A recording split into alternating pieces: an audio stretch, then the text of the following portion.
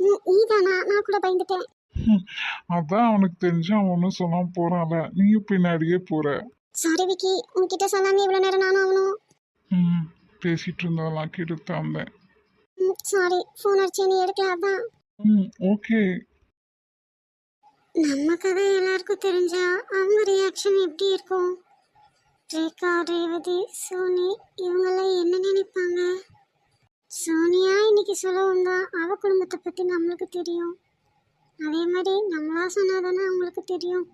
இப்போ வரைக்கும் நம்மளா எதுவும் சொல்லலை, இனிமேலும் சொல்லக்கூடாது. நம்ம குடும்பத்தோட இல்லைனாலும் ரேகா ஃபேமிலிக்குள்ளே போகும்போது நம்ம குடும்பத்தோட இருக்கிற ஃபீலிங் கிடைக்கிது. அடிக்கடி அங்கே போயிட்டு வரணும், அப்போ தான் நம்ம குடும்பத்தை நம்மளும் மிஸ் பண்ணாத மாதிரி இருக்கும். சோனி எவ்வளோ விஷயங்களை மாஸ்கில் வச்சுக்கிட்டு வெளியே எதுவும் காட்டிக்காமையே இருக்கா. கிரேட்.